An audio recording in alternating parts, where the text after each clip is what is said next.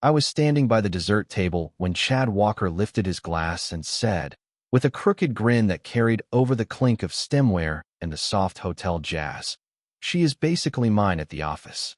Ask anyone. From 9 to 5, she forgets she is married." People laughed. It felt like catching a face full of broken glass. The worst part was that my wife, Lauren, laughed louder than anyone. Not a polite little laugh. A full-throated, head-thrown-back cackle. That sound used to be ours. It meant something once. I did not throw my drink. I did not stomp over or demand an apology. That would have given him exactly what he wanted, proof he had gotten under my skin. I set my champagne flute down, straightened my cuff, and walked out to the terrace like I only wanted fresh air. I pulled out my phone, dialed a number I had not called in months, and said 4 words. I was ready to move. If you want to know why I did not explode, it is because I already knew. I knew about the messages he sent her during our anniversary dinner. I knew about the gag gifts on her desk that she called inside jokes. I knew about the Marriott receipts, slipped into our stack of utility bills like a forgotten cigarette in a priest's robe. For months, I acted clueless while she stacked bricks of lies. I drew up my own set of plans to take the wall down. If you are still with me, take a second and hit that subscribe button. More than 90% of people hear these stories and never do. One click helps my team pull more truth into the light. When I stepped back inside, the photo line had started. Chad stood behind Lauren with his hand too familiar on her waist. She did not pull away. He bent down and whispered something, and she flashed every tooth she had. Then she spotted me in the doorway. I was not angry or sad. I was quiet. That is what scared her. When I go quiet, I am planning. And I had a plan that would make the office clown's little work husband nickname the last joke he ever told at that company. I am not a nobody. I am not just Dave, her husband, the awkward extra at company parties. People never ask about the small scar under my chin. They do not read my resume. They did not know why the keynote speaker, Natalie Pierce, paused mid-remarks to give me a nod from the podium. Chad did not notice. He was busy drinking on the company's dime and bathing in attention he did not earn. His boss noticed. Greg Foster caught that nod, and that is when the floor shifted under them. Slow at first, then with cracks you could not ignore. By the time dessert hit the tables, I was already sitting with Natalie. Not a handshake in passing. Not fan talk. A real conversation at a small corner table, far from the cameras and the clatter. She leaned in. I leaned back. She smiled. I kept my face plain. Her hand touched my shoulder. Respectful, familiar, not flirty. Chad saw every second of it. He elbowed his manager, Todd and Gwen, eyes darting like an intern who just emailed the wrong distribution list. "We have a problem," he muttered. Todd squinted at me. "What do you mean?" What he meant was this. The invisible husband, the punchline they had been mocking for 6 months, was in a focused, private talk with the woman who signs off on every senior hiring recommendation in their region. What he did not know yet was that I was not only talking. I was opening a box I had sealed 5 years earlier when I walked away from my seat as senior counsel at Monroe and Brick.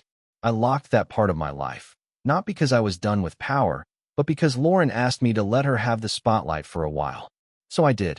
I stepped back. I cooked a mean risotto. I picked good wine. I let people think I was just the friendly spouse. That kindness turned into ammunition. Chad is not a careful man, but he knows when he is in over his head. It hit him like a hairline crack in a wine glass, silent at first, then spreading fast. He had spent the evening strutting on the office social ladder, acting like a king. Then he watched Natalie Pierce. Yes, that Natalie Pierce. Lean in, nod, and rest a hand on my shoulder, and something changed in his eyes. Not only fear, recognition. A predator realizing he is not at the top of the food chain. He mumbled to Todd again while polishing off a glass of Merlot. "We have a problem." He kept staring at me like a man trying to remember where he buried the body. Todd blinked. "What do you mean?" Chad did not answer. He watched Natalie hand me her card and watched me slide it into my inside pocket like it was not a live grenade. He looked around the room, trying to do the math on how the tag-along spouse ended up in a deep, steady conversation with a woman who reshuffles hiring hierarchies for Fortune 500 companies. I did not look his way. I did not need to. Giving him a loud scene would have given him certainty. I preferred doubt. Doubt eats at a man. Chad did not know that Natalie was not just some old face from work. She was the reason Monroe and Brick once waved a partner offer in front of me before I turned it down. She taught me how executive rooms really work and, more important, how to use silence like a tool. Earlier that evening, when I called her, I did not beg for help. I reminded her of a debt. Back in 2016, a non-disclosure agreement settlement could have ended her career. I protected her. She never forgot. So when she spotted me at the gala and I gave a small nod, she stood up mid-conversation and came over like the room had shifted. That was not small talk. That was a signal. To Chad, it looked like chit-chat. To the people who actually make decisions, it looked like pieces moving on a board. Lauren noticed, even though she tried to play it off. Her laugh clipped for half a second when she saw us in the corner. Her eyes narrowed, not with jealousy, but with calculation. She was trying to remember whether she had ever mentioned Natalie to Chad, whether the dots could line up, whether the fuse was already lit. Meanwhile, Chad paced by the bar, suddenly very sober. He thumbed his phone, Slack, then the company's LinkedIn page, then back to Todd. Seriously, do you know who that guy is? Todd shrugged. He used to be an attorney or something. Construction law, I think. That always amused me. Construction law was the cover I used for years. Plain, unflashy, vague on purpose. It made me sound like the kind of man who gets excited about concrete mix and zoning codes. People nodded and changed the subject. Perfect. Inside, the agenda rolled on. Speeches, promotions, and a toast to the company's exceptional growth in the second quarter, which skipped right over the sketchy bonus plan Chad helped design. He grinned like a prom king. Then Natalie took the stage. She never looked at Chad. Midway through her remarks, she paused. There is someone here tonight I owe more than I can ever repay, she said. Someone whose counsel, legal and personal, changed the course of more than one career, including mine. That was it. No name. 3 tables still turned toward me. Todd leaned in toward Chad. Did she mean? Chad did not answer. He was already typing with shaky fingers.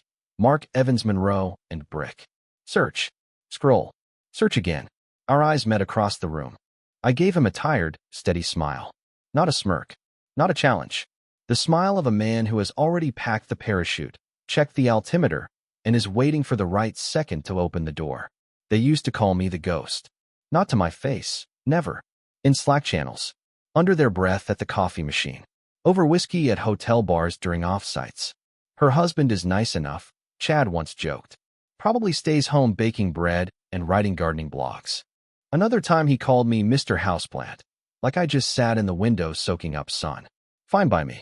I did not need their world. Cubicle games, fake smiles, all-hands meetings stacked with buzzwords. I had already done my time. Litigation, arbitration, internal investigations, and non-disclosure agreements so tight the Pentagon would nod. After a health scare, I made a choice, stepped back and let Lauren shine. She had the drive then. She needed room. I gave it. I did not expect her to mistake that gift for absence. She once told me, it is easier when people do not know what you used to do. They get intimidated. I did not argue, but I noticed how she let people mislabel me. How she stopped correcting them when they said I dabbled in law or did a little compliance work. She never mentioned that I used to sit in closed-door strategy meetings with general counsel from some of the biggest firms in the Northeast. She never said that Natalie did not just know me.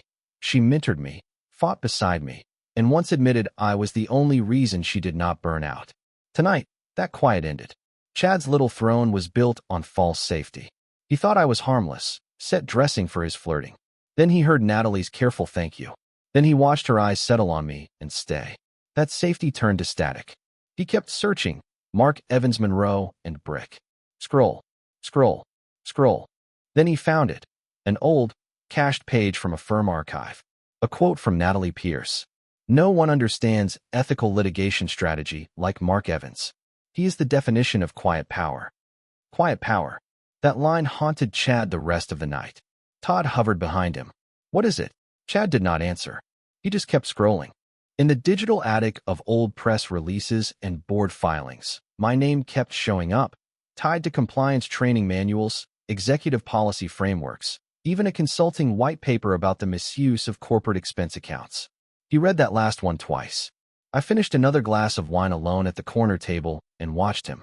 He looked like a man who just realized the security camera had been recording the whole time. While he paced and tried to stitch the story together, I moved the next piece into place. Chad never knew I still had consulting access under a separate legal identity. Years back, Natalie arranged that as a quiet favor, tucked into a back-end contract for periodic policy review. She offered to remove it when I stepped away. I told her to leave it there, just in case. Tonight was that case. At home, buried under 6 years of dust, I had the original draft materials for the company's ethical conduct policies. Guess who helped shape them? Guess who slipped in the exact language about persistent, inappropriate workplace familiarity, unprofessional digital communication, and non-client travel reimbursements? Guess who walked his own wife through that wording when she was asked to review it before signing? That is the irony. Lauren knew I had a hand in those rules. She simply did not think I would ever use them. By the time the gala ended, Chad looked like a man walking out of a casino who finally understands the house always wins. Only this time, the house was me, the quiet one, the ghost, the guy whose resume they never read. The board, human resources, Natalie, they were reading it now. It started with a favor. It always does. 3 years ago, Lauren came home late, dropped her laptop bag on the counter like she was holding up the sky. They want me to weigh in on a new vendor policy, she said. Some of the legal language is over my pay grade. Mind taking a look? I was sipping scotch. She was still in heels. Just a glance, she added. I will owe you dinner. What she handed me was not just a draft. It was a master key, a half-baked ethics clause rushing toward executive signatures. It listed the usual suspects, vendor kickbacks, client favoritism, procurement bias, but it had no teeth. No definitions. No clarity. So I gave it teeth. I did not tell her what I changed. I marked it up, cleaned the phrasing, and added 3 short, sharp sections near the end.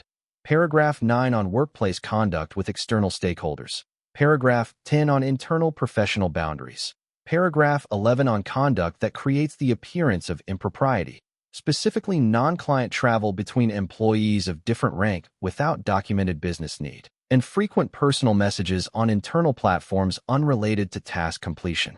She skimmed it. Wow, you are good at this, she said. I smiled and slid it back. Just trying to make your company better. She did not know I kept a copy. Fast forward to now. Chad, red-toothed from wine, calling my wife his in front of a room full of colleagues. Lauren not correcting him. The fake familiarity, the lingering hands, the trips that never lined up with any real itinerary. I let it simmer. Then I turned up the heat. I did not need spyware. I did not need a hacker friend or a keylogger. All I needed was a locked drawer in my office, access to public reports and reimbursement logs, and my wife's carelessness. Once, she asked me to move photos off her work phone before she upgraded. Apple AirDrop was too confusing, so she handed me the whole device. Make sure nothing gets lost, she said. She had no idea what had already been found. There were emails, Slack screenshots, an Uber receipt marked client event in San Diego on a weekend when the company had no client event scheduled. 2 hotel charges posted 20 minutes apart, both on the corporate card, both at the same hotel, 2 rooms apart. One in Chad Walker's name, one billed to Lauren. I printed everything clean and neat, slipped the pages into a navy folder, labeled with the same precision she used to tease me about. Then came the messages. Can you book my room under your name again? It is easier with your travel status. I will pack your favorite wine. Do not forget the client development memo. I did not need to add a single word. The context spoke for itself. They dismissed the rules because they thought no one was watching. But I wrote half the rules they were breaking. And the best part? The sections I did not write, Natalie did. She texted me late that night after the gala. No greeting. No small talk. 3 words. I remember everything. The next morning, I began assembling the file. 1 section for expense violations. 1 for internal communication inconsistencies. 1 for potential human resources, level misconduct under paragraph 9, paragraph 10, and paragraph 11. Each section color-coded, cross-referenced with dates, memos, and signatures. I knew exactly how their internal reviews ran. I had helped design half of the audit playbook. I also knew which whistleblower rules were ironclad, which reporting paths skipped the legal department entirely, and how to package proof so it looked like compliance, not payback. I was not framing anyone. I was clarifying. And when you apply clarification like a surgeon, it does not leave room for excuses. It leaves room for resignations. By the time I finished, the file was not only damning. It was clean, Sharp. Elegant. That is the thing about seeds you plant years earlier. They look like weeds to everyone else until they bloom under your rival's feet. Then it is too late to pull them up. The first crack landed as an email that felt like a grenade. Sent at 7:42 in the morning. Early enough to wreck a whole day. Subject line. Inquiry on Mark Evans. The sender. Diane Whitaker, a board member known for chewing up egos before lunch and filing the bones under governance. She did not bother with small talk. Can you confirm the man you were with last night is the same Mark Evans, formerly with the Monroe and Brick law firm? Natalie read it twice, then once more for punctuation, and replied with a single word, confirmed. She did not need to ask why. She knew. A switch flipped. The gala jokes dried up. The group chats went quiet. No more office spouse memes. No more reaction gifs of Chad winking on video calls. Smirks turned into side glances. Human resources hummed like a hornet nest behind closed doors. People started meeting in supply closets again, the way they did back in 2008 when the company quietly cleaned house. Chad showed up late the next morning, the first time in months. His tie was creased and set wrong at the collar. He wore his usual swagger like it had a limp. He passed two co-workers at reception and gave a thin smile. Rough night, one of them asked. Just tired, he said.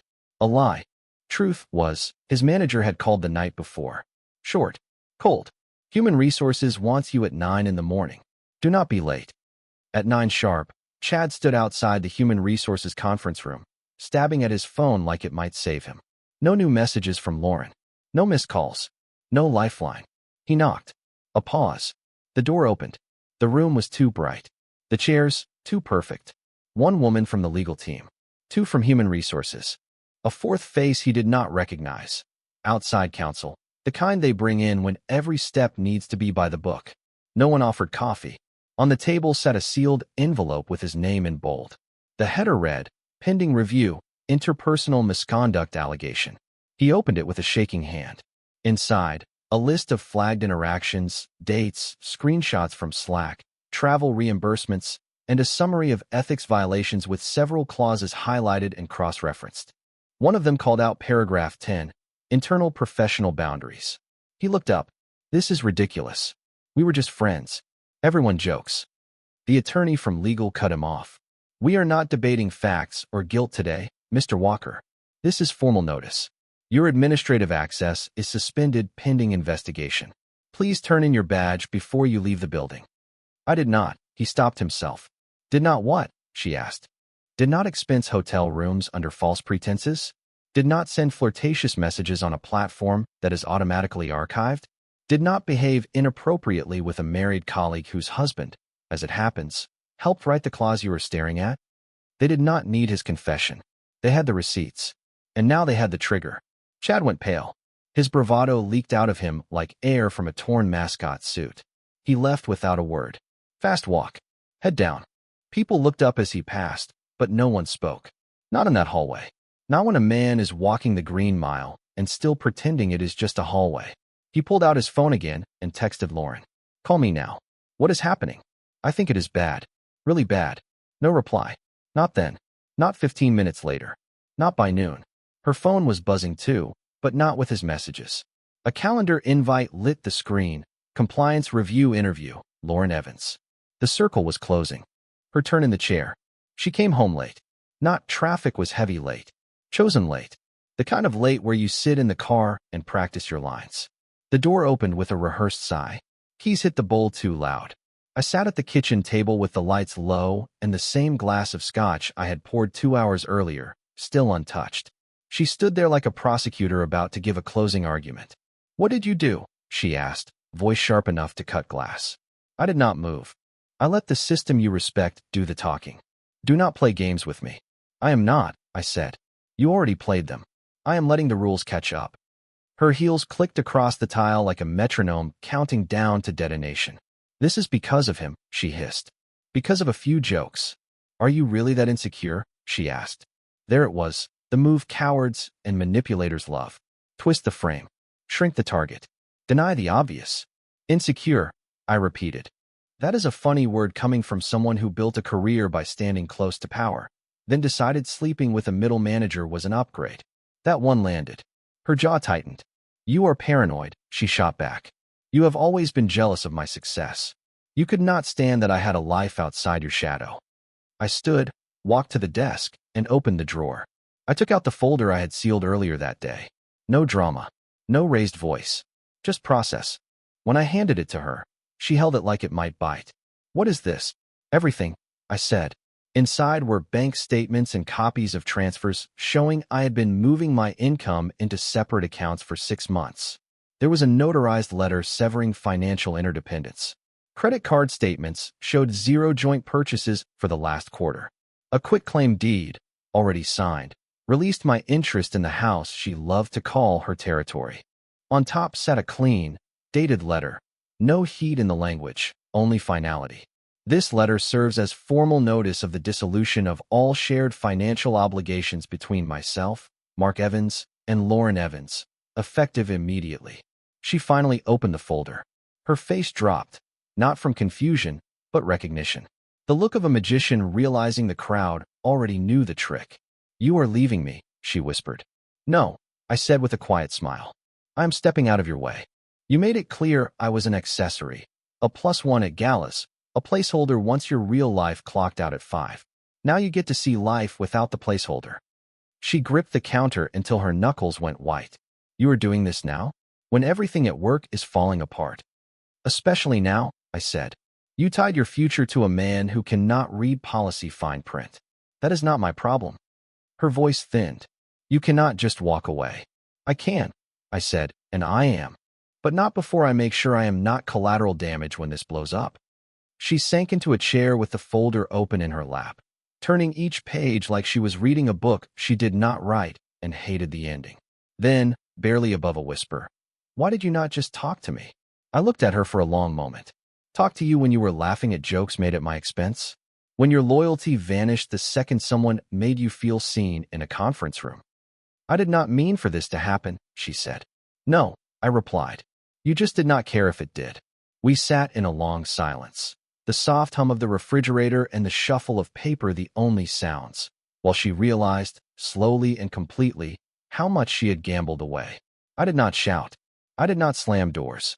I did not ask for an apology. When someone shows you what you are worth to them, your job is not to haggle.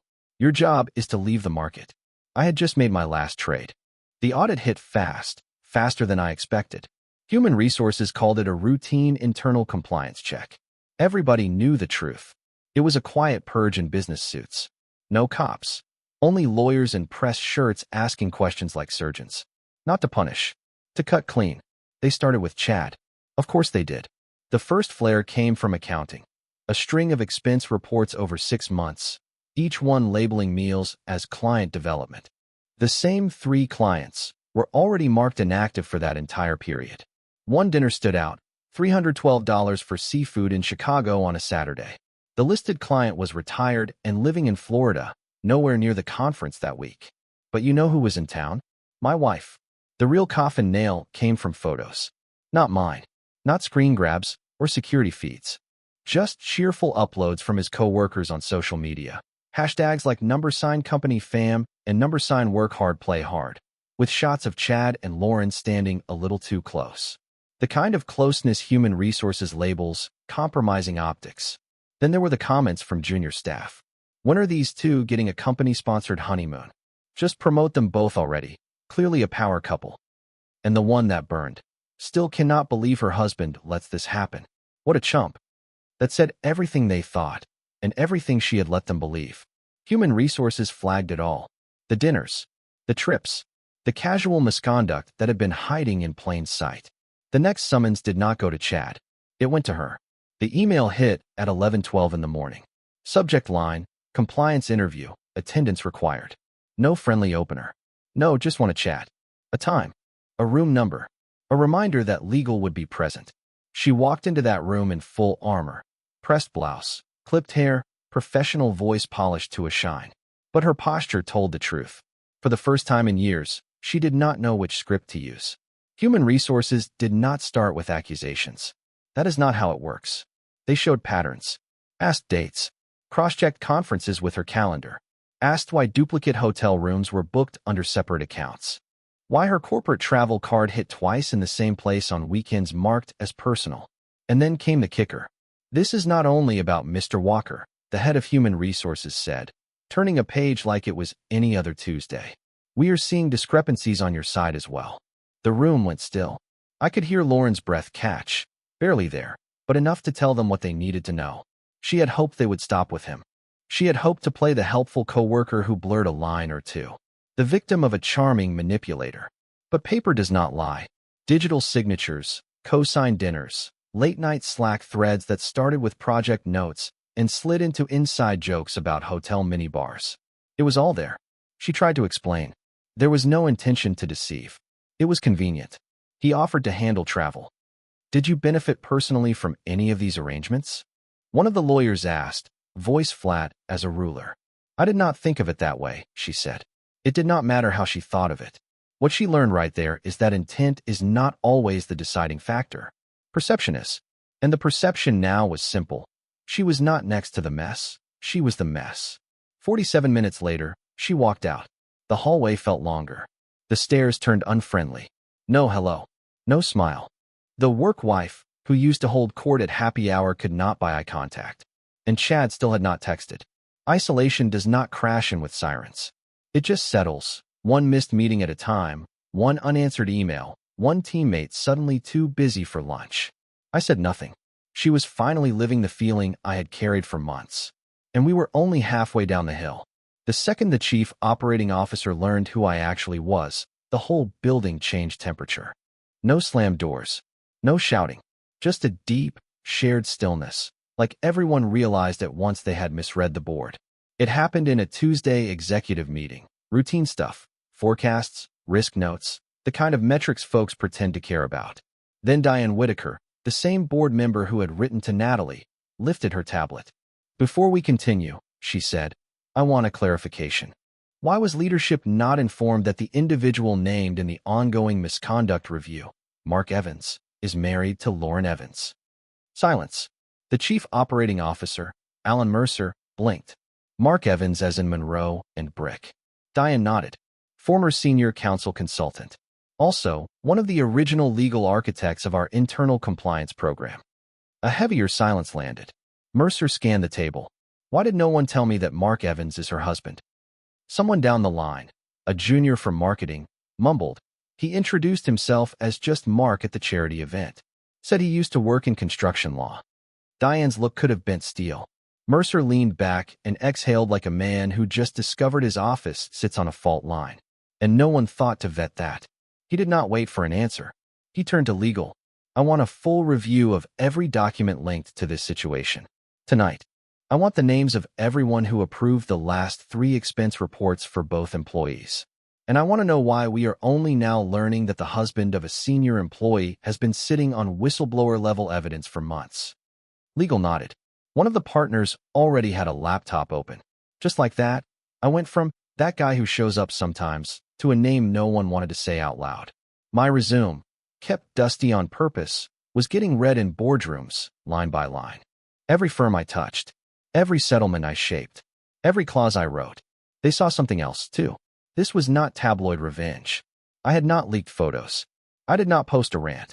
I did not hire a lawyer to pound the table. I did not need to. I had facts, clean, labeled, cross-referenced. A blueprint of misconduct tucked into neat manila folders and handed over without theatrics. That scared them more than any social media storm. People who make noise want attention.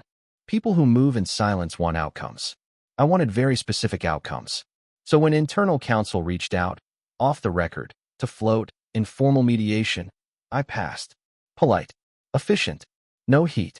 I prefer that the documents speak for themselves. Behind closed doors, the company started quiet settlement talks. They were no longer worried about Chad. His exit was a formality. The real problem was Lauren. If our finances were already cut apart, if I was legally insulated, and if the record showed she knowingly played along, this was not just a human resources issue. It was corporate exposure.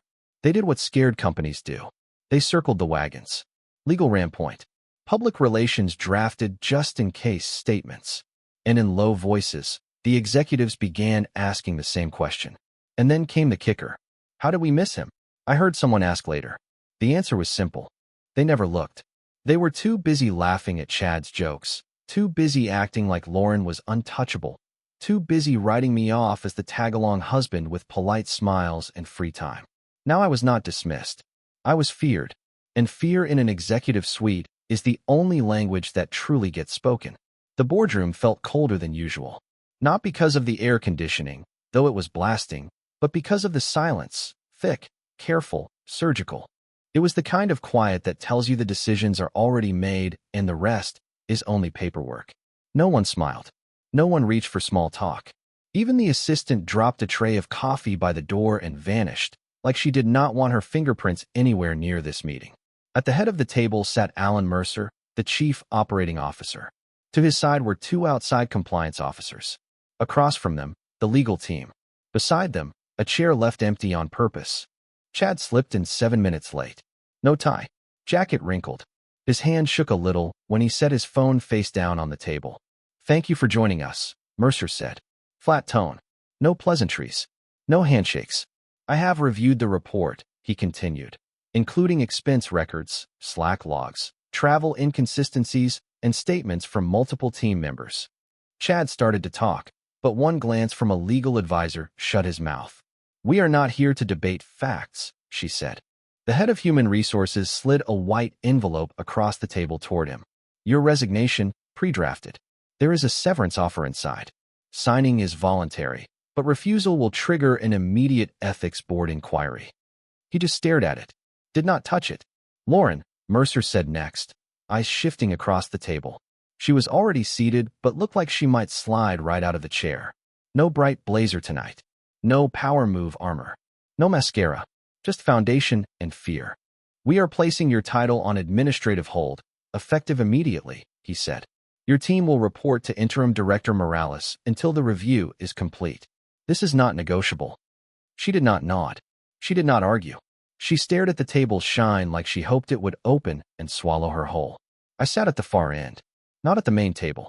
The consultant chair in the back, the spot where outside advisors usually sit if anyone remembers they are there at all. Today, people remembered.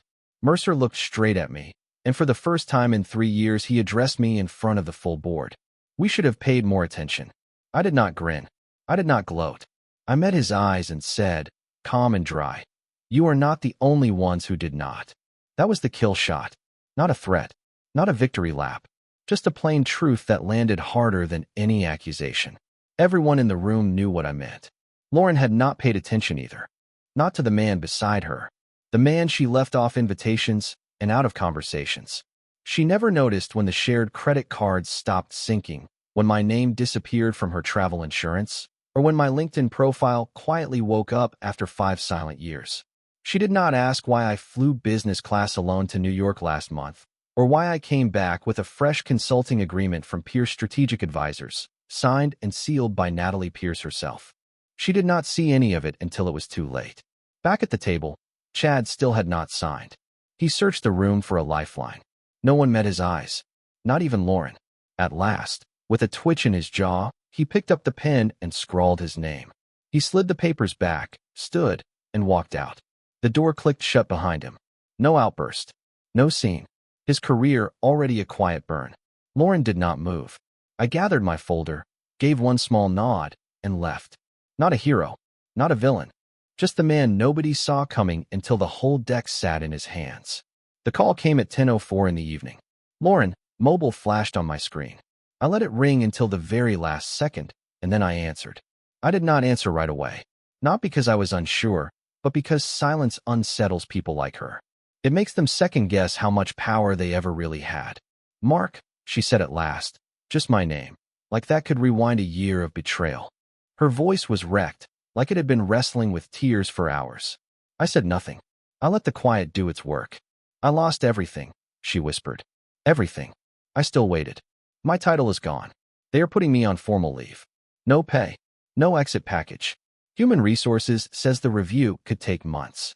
The board will not even speak to me unless a lawyer is present. And Chad," she gave a dry, broken laugh. "He has disappeared. He stopped returning my calls. I do not even know where he is staying." I could picture the whole scene. Her in the house we used to share, surrounded by framed conference photos and empty glasses. The kind of silence that is louder than any apology. You were willing to lose me for a fantasy, I said finally. Now you have lost the fantasy too. She inhaled like the words landed on her chest. I did not mean. You did not care if it happened, I said. You counted on no one calling you on it. You assumed I would keep being the quiet husband in the corner while you played office queen, and chose a man who thinks power is filing lobster dinners under client development. I made a mistake, she said, voice shaking. Please, Mark, tell me what I am supposed to do. For a second, I almost felt something like pity. It passed. Clean up, I said. Alone, just like you wanted. And I ended the call. No yelling. No parting shot. Just the flat sound of a chapter that had closed long before she realized the book was over. Across town, a courier knocked on Chad Walker's door with an envelope stamped by the National Ethics Oversight Committee. 3 pages. Findings. Witness statements. Financial misconduct. Unprofessional conduct in 3 separate incidents. The last line was bold and plain. You are barred from future employment at any firm bound by our professional conduct agreements, effective immediately. No appeal. No mercy. Just black ink ending a career built on arrogance and assumption. I did not see his reaction. I did not need to. That outcome was already baked into the plan. Meanwhile, my flight was boarding, an overnight to Seattle. Quiet plane. New city. New contract. Natalie Pierce had offered me a strategic advisory role at Pierce Strategic Advisors, part-time, well-paid, and invisible. That is exactly how I like it. I walked through the terminal without hurry. No calls to make. No suitcase dragging behind me. The apartment was ready. Utilities on. Door code texted 2 days earlier. The consulting retainer was wired and cleared. Everything handled without spectacle. No messy posts online. No tell-all email chains. Just clean exits and wreckage left where it belonged. I did not bother to look back at the world behind me. It was already quiet and smoking. Ahead was a quieter life. And this time, no one was going to mistake my silence for weakness.